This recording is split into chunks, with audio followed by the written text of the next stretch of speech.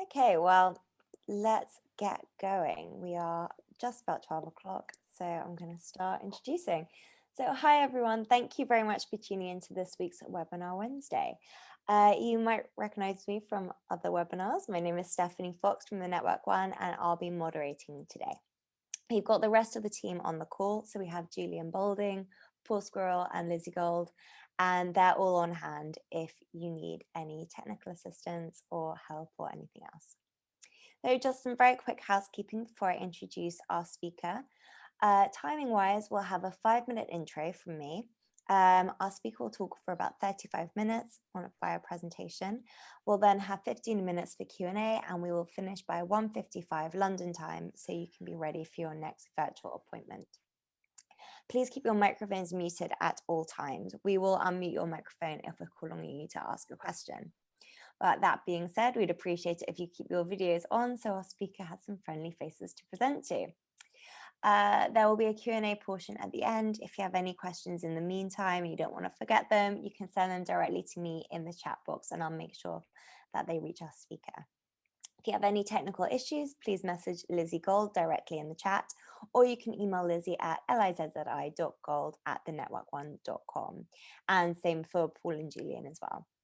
We're currently recording this webinar, so if you don't want to take any notes, you do not have to. We'll send you all the recording afterwards. And if for any reason the system crashes, just wait a couple of minutes and log back in with the same link that you already used to log in this afternoon. Thank you very much. So now I'm very happy to introduce our speaker, Sardar Khan, joining us today from the UK.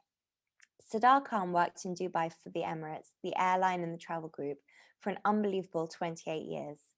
He rose from advertising controller to head of corporate communications, marketing and brand across a large part of the world. Sardar and his colleagues led Emirates from being a small regional carrier to one of the world's most famous and successful brands, named by Brand Finance as the world's most valuable airline brand 5 years in a row.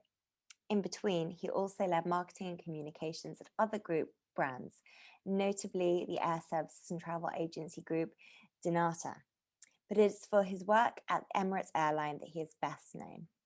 So without further ado, I will now turn over to Sardar.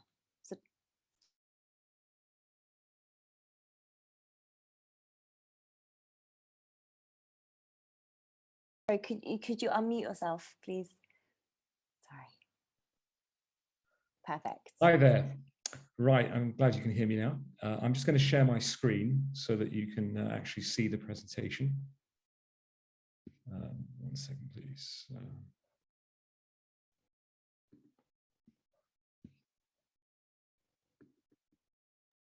Sorry, 1 second. Right, here we go.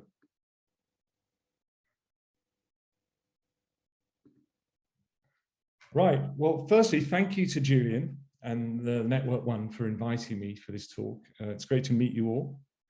And I'm looking forward to sharing the story with you. It's very much from my own perspective, and without giving away my age, I am in my 4th decade now in the airline industry. Emirates isn't my first airline. In fact, I first started working for an airline called British Caledonian Airways, which was effectively the David to the Goliath that British Airways was. So kind of like the Virgin of the time. And they had a few pioneering sort of moments too, actually. They invented business class, at least they claim to have invented business class, and chauffeur drive. So, you know, it's from a good pedigree. So Emirates is a very, you know, relatively young airline, despite all the milestones it has achieved. It was created in this year. I mean, I don't know, any guesses in terms of, I'm sure some of you are actually born after this year, but any guesses in terms of the year? 1985. 85, yeah, 1985 was the year. We are a year younger, or roughly a year younger than Virgin, 10 years younger than some relatively new companies are perceived as new, like Microsoft, for example. The government brief, I'm going to go straight into the brief. Frankly, the ambitions of the government at the time were not matched with the sort of air services, the connectivity of Dubai. I think the challenge was really that it was felt that Dubai was underserved by existing airlines, whether they were local Gulf airlines or other international airlines. And there was a need to launch an airline to really help put Dubai on the map in order to develop, the trade and tourism ambitions that the government had at the time. So, want an airline, 3 precepts: it should look good, be good, make money. Startup capital of just $10 million. Don't come back for more. No aeropolitical protection. So that basically means the skies are open to any airline, obviously within safety confines, etc., can fly into Dubai. But that may not necessarily be the case for Emirates, where you have to seek government approval to fly to certain destinations. So no subsidies, and good luck. And I think these precepts, guide the airline till today, and it has really made Emirates the success of what it is. It's genuinely had to compete based on a commercial platform, based on the products that it offers, and a quality service. So we launched with just, very modest launch, 2 aircraft, which we'd leased. They were leased from PIA at the time. Just 2 destinations, Mumbai, or Bombay as it's called then, in Karachi. And we connected the UAE to India and Pakistan. But we rapidly grew. We acquired our own plane within the first year, fully owned aircraft. In terms of where Emirates started, if you look at the competition at the time, most transcontinental routes were still sort of based on colonial legacy. Heathrow was the biggest sort of global international hub at the time. British Airways dominated routes into sort of Asia via the UK. Air France into places like African destinations. They're very much stopping over in Europe to get to where you want to go transcontinentally before, of course, aircraft could fly those long distances. I think one of the most natural benefits that Emirates has had is purely geography. Very lucky to be in the sort of Goldilocks sweet spot, with over 2/3 of the world accessible within 8 hours, and I think it's roughly close to 6.2 or 6.5 million people are within a 16-hour flight. And 16 hours today is now doable with the aircraft that we have. They're ultra long range aircraft. So what about our DNA? I think in terms of the product, this has always been very much the cornerstone. Innovation has always been the cornerstone of our business, and it's always been about giving the customer what they want before they realize they even need it. And I think this Henry Ford motto really sums it up well. And it's not just the big things. It's not just the shower spas or the lounge bar, etc. It's the small details that have made the difference. Whether it's ice creams being served in economy class during the movies, personal video systems, etc. All these things put together sort of summarize the Emirates experience. It's the detail. We very much say it's the details make the difference. So I'm not going to go through each and every one of these, but there have been some major milestones from the fully enclosed private suites to, as I mentioned before, personal entertainment in every seat of every plane that we fly in every class. And that is something that we were the first on the block to do in 1992 when we launched it with just, I think, 12 or 13 planes. And now it's throughout our fleet. So in terms of where we're at, we could take the cutoff point really as March 2020, because the world has changed completely, but we remain one of the fastest growing airlines on the planet, one of the largest, the largest operators of the A380 and Boeing 777 aircraft, a complete wide-bodied fleet, so we don't have any small, no more 727s, etc., and a leader and innovator in product and service. I think it goes without saying that Dubai is an incredibly important part of our product. It's our hub, it's our home, and there is a symbiotic relationship between the two. Dubai, needs Emirates, and we need Dubai. So I could talk for sort of half an hour about Dubai, but as this is about Emirates, we'll sort of move on. So when it comes to advertising, how is it that we, can stand out from the crowd? And I think it's important to just look at what was happening in the industry at the time. It was a very much sort of a category-driven industry in terms of the advertising, in terms of the communication.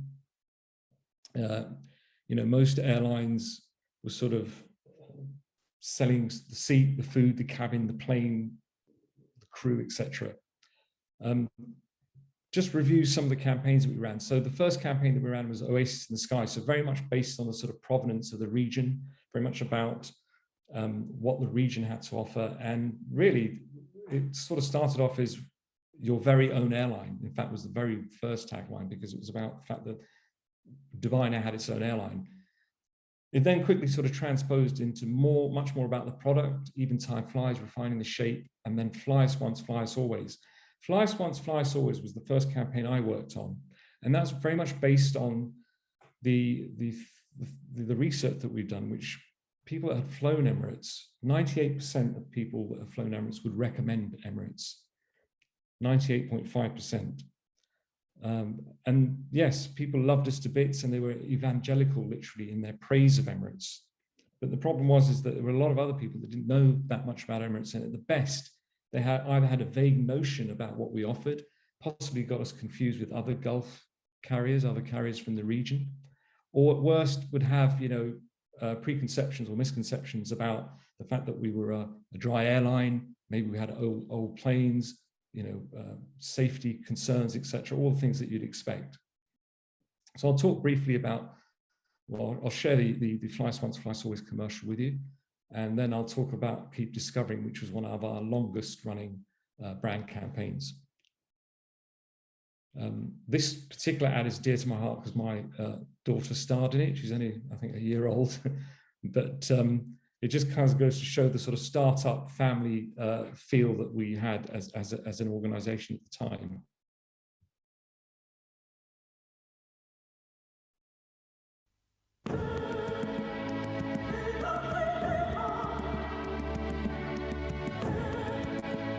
Not content with operating one of the world's most modern fleets, we at Emirates are always looking to the future. So we've already specified and ordered a new generation of Emirates airliners for use in the next century, the Boeing 777. But even today, every seat of our Airbus aircraft has a personal video system. And you enjoy levels of comfort other airlines can only aspire to.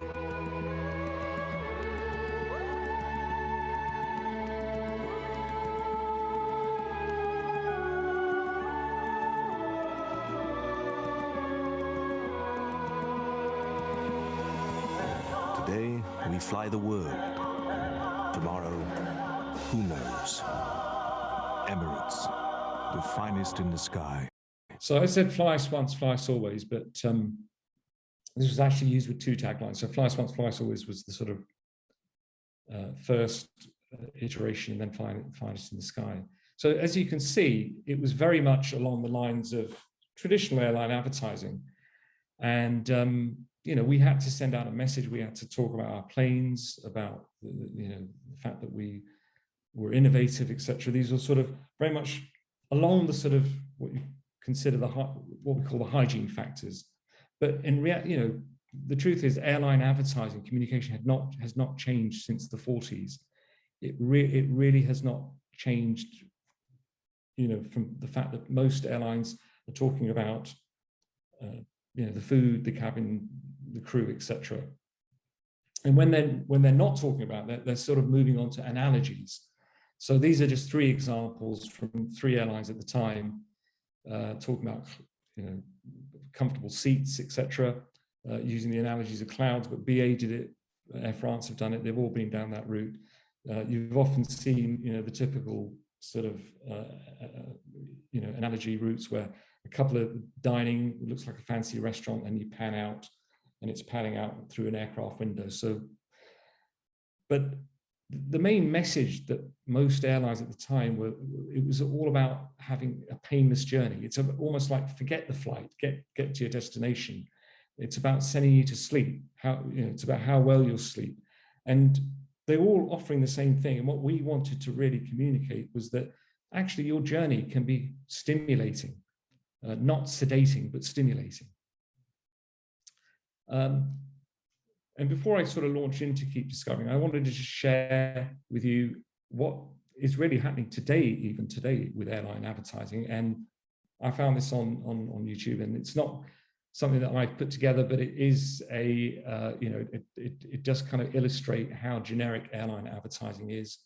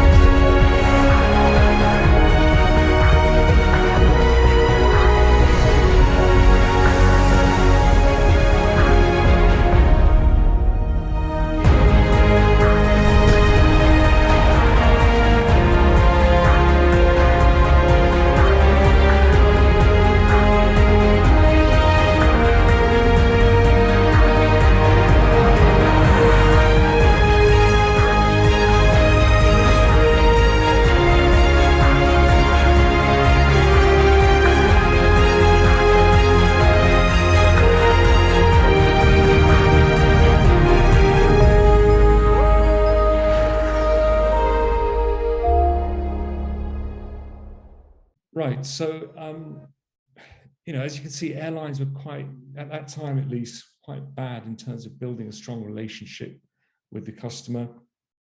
And in terms of building real brand values, it was all very, very transactional.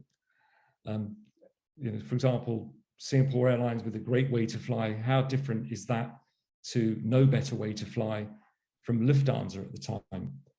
So there's a clear opportunity for us to sort of move above even the sort of nationalistic side of things into tapping into the zeitgeist at the time, which was the world that was moving from a sort of manufacturing-based economy. And we're talking 20 years ago, we're talking 2001 here, into a more experiential-based economy about ideas and experiences where, for example, people were, the trend was jewelry, anniversary, you'd send yourself onto a cruise rather than necessarily buying your loved one a diamond ring. And I just read this yesterday, in fact, in the FT. Even now, you've got happiness is now sort of in the form of luxury goods is very passé. It's now about the opportunity to be healthy and spend time with loved ones. Similarly, I think they're now talking, post-COVID, safety is becoming a luxury in a sense. So what is it about Emirates that really distinguishes us? Now, what we wanted to do with this campaign, with Keep Discovering, was really transform us from what effectively was, an international carrier, fledgling airline, into a global airline brand, and eventually a global brand. Communicate in a groundbreaking way, inspire the audience, with a message that was really focused very firmly on our brand values of being progressive, bold, proud, and innovative, and of course pioneering, and all tapped into the promise to deliver fresh experiences and challenge our customers to try something new. So fresh experiences, whether it was on the ground, in the air, or at your final destination. So the Keep Discovering difference, nationalism, I think most airlines at the time at least were very much rooted in nationalism, whether it's British Airways with its bowler hats and Bond Street, or even Virgin with Austin Powers and Carnaby Street, you could say. Having said that, I think, to be fair to Virgin, I think they are one of the standout airlines in terms of how they position themselves and have been very, very consistent in, throughout their 36 years of existence. We're the best, the fusion of the best in the world. For example, even back then, 20 years ago, you could get on a flight to, say, for example, Japan, and enjoy a Japanese breakfast, sushi for lunch, watch a Bollywood movie if you wanted to, or a Japanese sitcom being served by Japanese crew or American crew for that matter. And I think it's true that, at the time at least, and time has dated us with Trumpism and Brexit and everything, but globalism was very much, in favor. Similarly, you might have an English breakfast in the morning, sushi for lunch, go out to the pub, an English pub, and maybe practice yoga in the evening. So people really were taking the best the world had to offer. Most airlines steeped in tradition. We were about breaking the rules, bold enough to take, decisions that would really change the game. So not following the crowd. Pride in scale. Yes, we've grown. We're a big airline. We have, over 150 destinations, etc. But to this day, we're still very much, our focus is pride in personalizing the service where possible. Jaded, optimistic. Most airlines in their commercials were showing the food, the cabin, the plane. We wanted to show the experience, and that's what we tried to do with Keep Discovering. And most airlines were very much in the business of flying the customer. That was their business. Ultimately, we wanted to inspire the customer. So these are just some of the ads. It's not your typical route map ad, fly to over 70 destinations and bring back more than just duty-free, dirty laundry, or a stamp in your passport. Eat something you can't pronounce. So it's not your typical business class person sitting in their seat being served by wonderful crew while dining on gourmet meal type situation. So this was the ad that launched Keep Discovering, and I'll just play this for you now.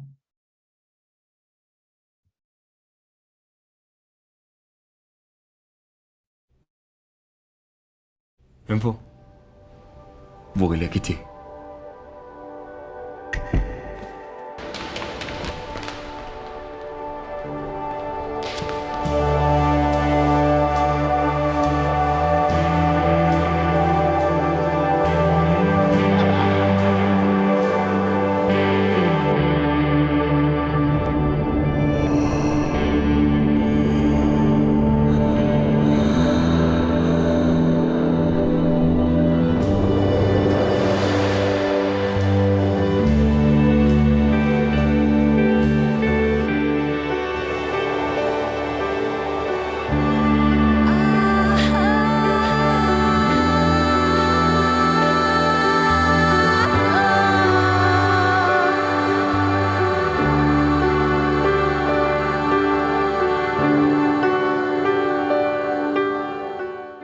60 destinations worldwide at the time. And yeah, what we were trying to do is change our passengers' sort of perceptions of the world in a way, giving passengers new experience that will really change the way they look at the world. So it was all about fresh perspectives. One of the last sort of clips I want to show you actually is to do with a campaign that we produced quite recently in Africa. I've launched campaigns in many markets to put Emirates on the map, from Australia to the Americas. But I have to say that the most rewarding region, honestly speaking, has been Africa in terms of the diversity of the region and the challenges that we've had. I think one of the biggest challenges, although we are one of the biggest airlines in Africa, Turkish are another one, we have a lot of competition, and the challenge that we've had is really converting people to understanding what it is that Emirates offers as a brand in Africa. They pretty much, the awareness is very high. They have a very good understanding of the sort of luxury aspect, but we were seen very much as inaccessible to the average African sort of traveler or consumer.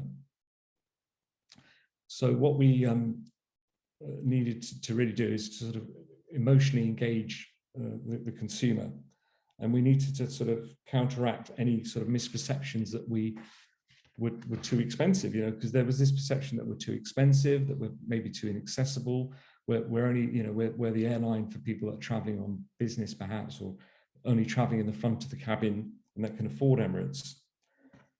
And whilst we're not African, we wanted to sort of position ourselves very much as an airline for Africa.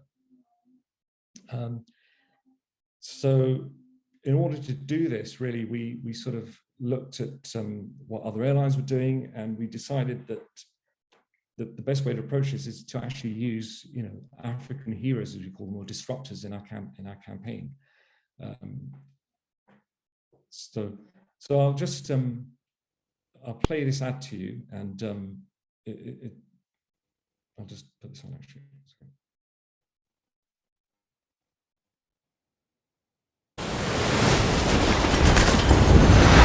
I think traveling by tasting things, it's the best way to see the culture of a country.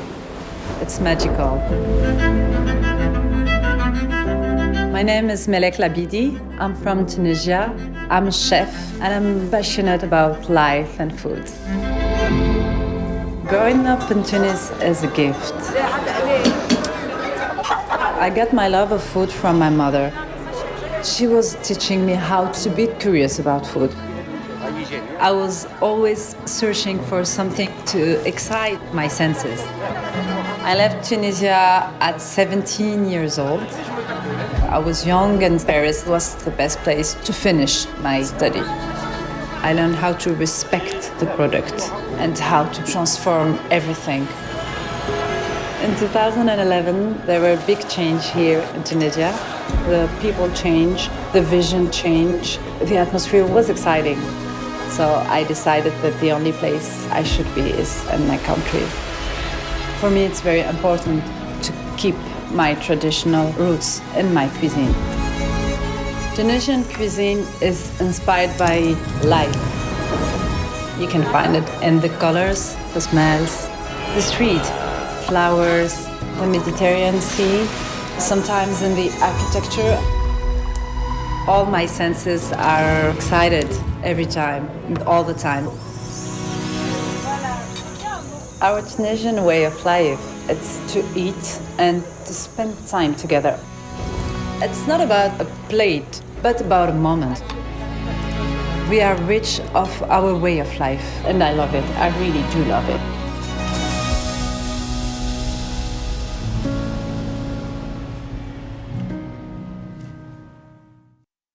So this, you know, was really to fuel pride in our target audience. This was a target, you know, targeted at a new generation of Africans.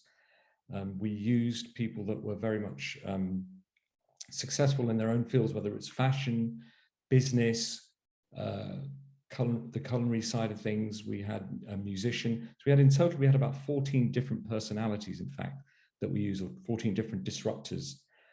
And while it was a very sort of highbrow message, we also talked very much about our product in order to sort of emotionally engage and turn our brand equity really into emotional capital, as they say. And very much, again, going beyond the food, the cabin, the plane. As part of this, we also produced a music video, which was because one of the disruptors was actually a musician. He's a relatively famous guy, or he's a famous African musician from Kenya. And I'll just play that for you as well, because it just brings all the personalities together. I don't have time to show you every single ad, but I can certainly share them with you through YouTube.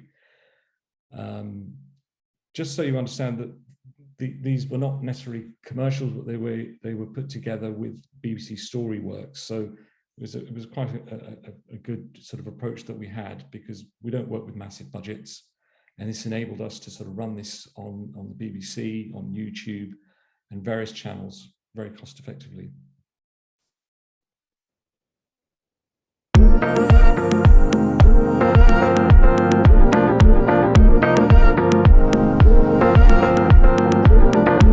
Born and bred for a different plan, they never really knew who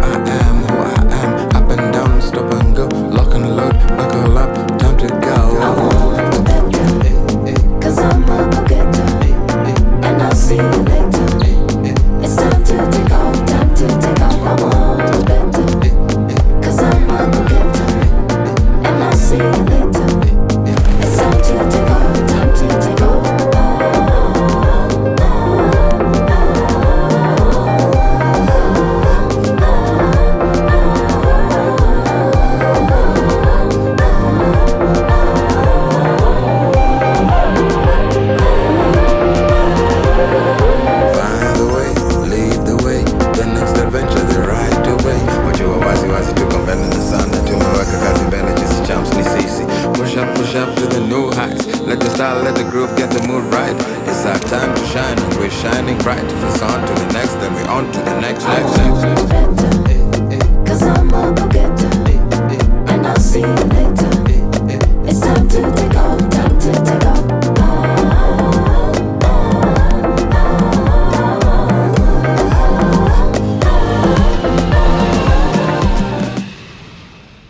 So I'm not going to. What was the result? Well, we have amazing brand equity now in Africa. I mean, we've always had very, very strong awareness, but this has really shifted the needle for us and really sort of placed us on the map and brought us back into the fold. So it was a very successful campaign. And in fact, we've won some FEs, etc., from it. So I'm just into the home stretch here. I think it'd be good to talk a little bit about the challenges that we've had and how we've tackled them. I'm not going to go into detail, but just suffice to say that despite all the challenges, and there's one obvious one missing at the end of this, because that story isn't over yet, but despite these challenges, we've always continued to invest in the product and in advertising, in communications. And our marketing spend has generally remained very, very consistent as a percentage of our revenue. I think that's, we have this strong belief, and it's never wavered, even in major crises. In some cases, we may have increased our investment in periods like, you know, the financial meltdown or volcanic ash, etc. We've taken advantage of those situations, or we've leveraged, you know, our network.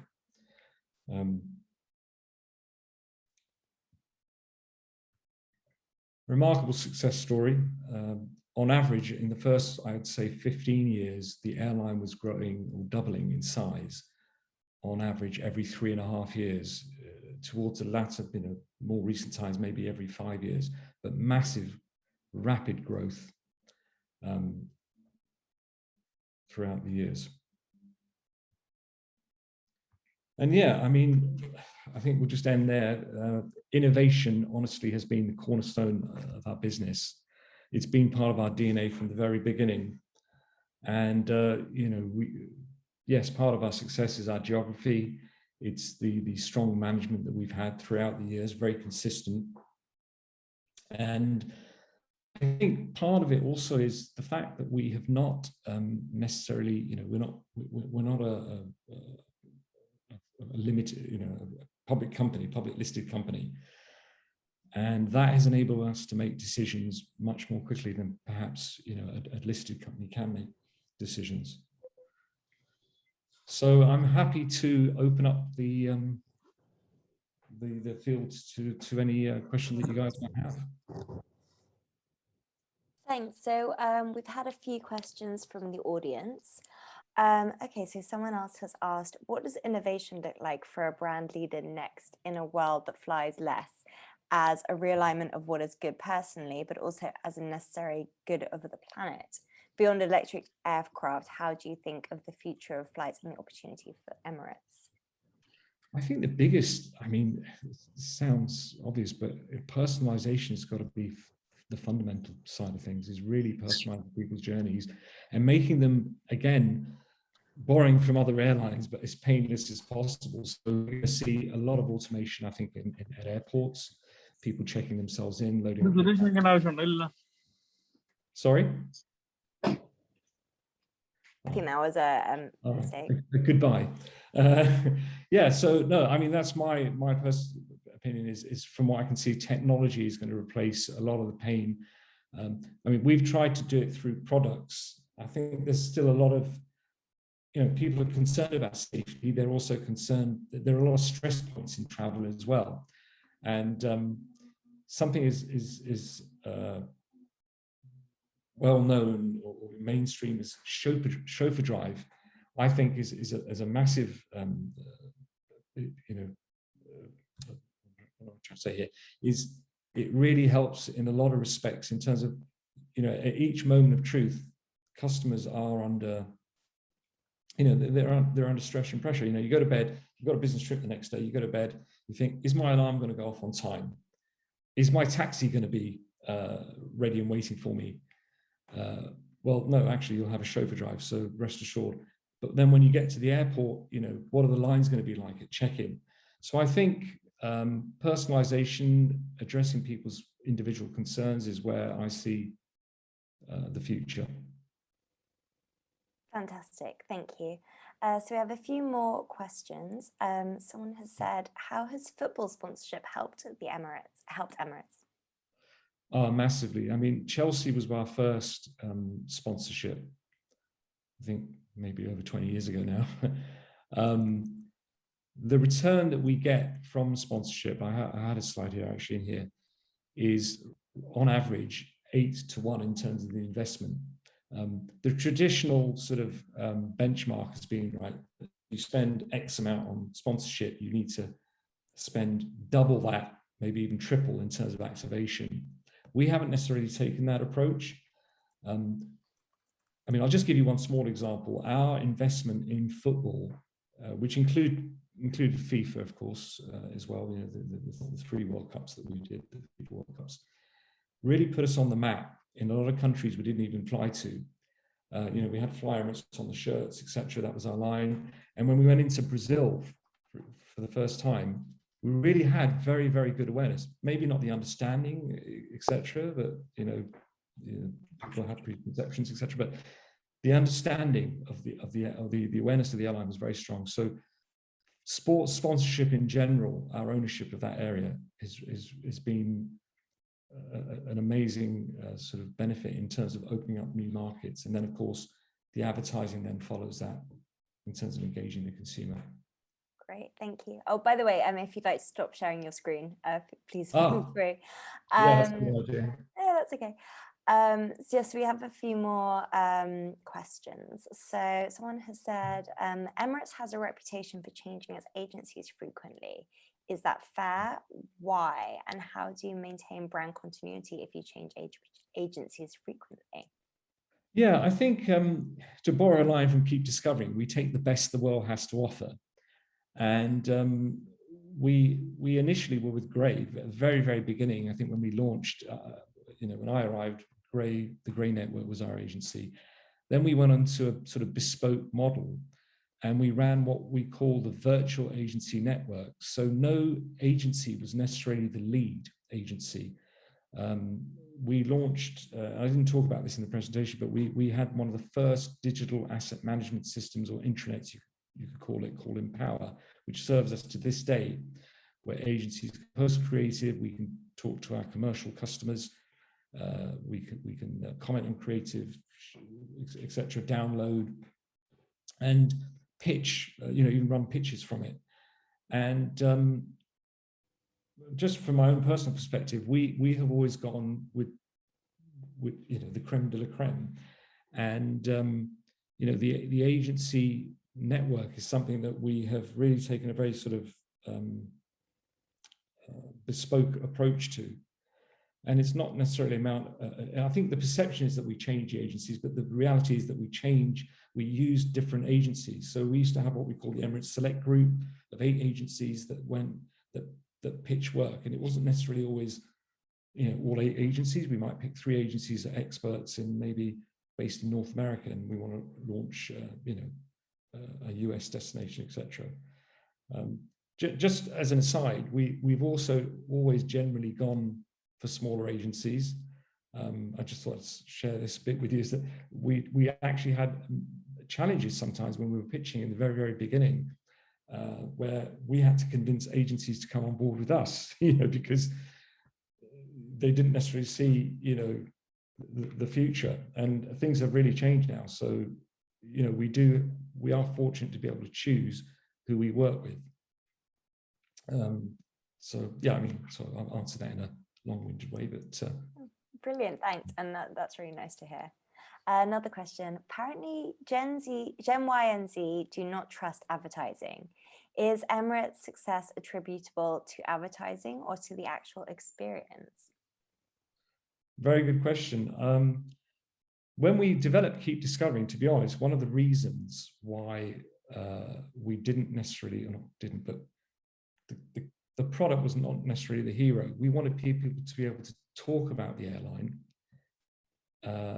in terms of what it stood for, in much the same way, say, Nike stands for great sporting achievements, etc., to have a brand purpose, and for people to actually sell the product themselves, word of mouth. So that is still the ambition, and I still believe that it's not just about advertising, right? It's the product as well. I mean, if you look at brands like Apple, etc., which is very much targeted, you know, one of the target groups is Gen Z. I mean, people are still paying premiums of 20, 30, 40, 50% to buy a phone, which technically you could say is very similar to other, you know, less expensive phones. So the advertising or communications works. I mean, what I've shared today is very, very traditional. I haven't talked about PR. I haven't really talked about sponsorship. I haven't talked about the sort of digital integration aspect. I very much showed you some films, but I believe that, yes, you know, advertising does work and can work. And if you look at some of the newer brands, or conceptually newer, like Apple, it works for them. Thank you. Another question. Airbnb has been in the news recently, changing the balance from performance marketing back to brand building. Do you think that this is the start of a trend in the travel industry and generally? That is a really good question. Yes, I think what has happened is everyone has been very, very, a lot of major brands have been very, very much focused on performance marketing, on, you know, how many people are seeing your ad, how many people are engaging with it, you know, click-throughs, etc. But the reality is we do need to go back to insight-driven marketing. We need to tap into people's feelings and emotions, etc.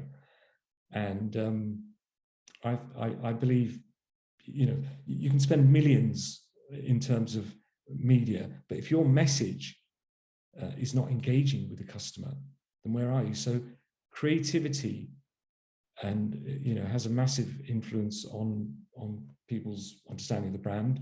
And ultimately, you know, we have believed that you know, the brand communications enables us to have that price premium as well. You know, communicating what the brand stands for, emotionally engaging customers, just as I talked about Apple, for example, will enable them to, you know, invest more in the brand themselves personally. So I believe, yes, this is a trend, and it's kind of like Back to the Future in a way. Thank you. So another question, many marketers feel they are seen mostly as communications people. Do you have any advice on how can marketers get more involved with product development? Sorry, do you mind repeating that, actually? Sorry. Sure. Many marketers feel they are seen mostly as communications people. Do you have any advice on how can marketers get more involved with product development? Again, I go back to Keep Discovering. I think it's a symbiotic relationship. I mean, with Keep Discovering, it was, yes, talking about the fabulous experiences on board and the innovation and changing people, how people see the world. But it was more than just a brand campaign. So setting that self, you know, Keep Discovering means you have to keep developing, you have to keep swimming like the shark, moving forward. And a good brand platform can definitely help in terms of looking at how you develop your products to meet that brand promise and to keep that brand promise alive. So I feel that they're symbiotic and work hand in hand. Thank you. Question is, excluding Emirates' current agencies, do you have any favorites among those you worked with in the past, and why? Oh, right, okay. Yeah, that's a great question. I actually honestly have enjoyed working with much smaller agencies, or hot shops, as you may want to call them. St. Luke's is one example. St. Luke's were behind Keep Discovering. Strawberry Frog were behind Hello Tomorrow. There's some smaller agencies I've worked with. I worked with Rust 2 in Prague, who like 20 years ago developed a lot of smaller campaigns for us, but also campaigns that ran globally in Prague when it wasn't even an online destination for us. Those are 3 agencies. Of course, Chemistry also were one of our big players. They were one of our, what we call the Emirates Select agencies. That's a nod to Jason. So yeah, I'd say the smaller agencies, the ones that stick out. Cummins and Partners in Australia, which still exist. They were a fantastic agency. They helped us launch New York, in fact the US, because that was our first destination in the US, and also created many of our other brand campaigns. So all of those were independent, and I'd say, yeah, pretty much it's the independent creative agencies that I've had the most enjoyment of working with. Well, that's music to our ears, as you can imagine. Thank you very much. Yeah, no, I'm not just saying that. That's Yeah. the reality that's been. In fact, just the thing about with Hello Tomorrow, the interesting thing was that we pitched Hello Tomorrow out to all the big global groups, Publicis, Dentsu, Omnicom, etc., WPP. They were all pitched, and we were not happy with what had come back. When at the time we were briefing out the next stage of Keep Discovering, in a sense, or the successor to Keep Discovering. And we had to rebrief it, and then we repitched it to the likes of Amsterdam 180 and Strawberry Frog, and yeah, the rest is history. So we've always found it's the smaller agencies that have delivered. It all started with wanting to become or to be a bigger fish in a smaller pond, but we've still kept that sort of mantra. I think we've moved now more into in-house development, actually, but that's another story. Right, thank you very much. Well, I'm sure we could ask questions all day. So what I'm going to do is share your contact details. So if anyone didn't have a chance to ask their question oh gosh, sorry, it's gone. If anyone didn't have a chance to ask their question, you can do so there. So I'd like to give a really big thank you for Sardar for that great webinar. And thank you guys all for coming. We hope you enjoyed it. We'll be holding our webinars Wednesdays once a month. Future webinar Wednesdays can be found on our website under events at www.thenetwork1.com/webinars. And if you visit there, you can also find all of our past recordings as well. So if you've missed any, you can always catch up. If you would like to be the first to know about upcoming webinars, please email me, which is stephanie.fox@thenetwork1.com, and I will add you to our mailing list. So thank you guys very, very much for joining us. It's really great to see you all, and we hope to see you again soon. And I hope you have a good day. Speak to you guys later. Thanks, guys. Thank you very much. And thanks very much, Sardar, again.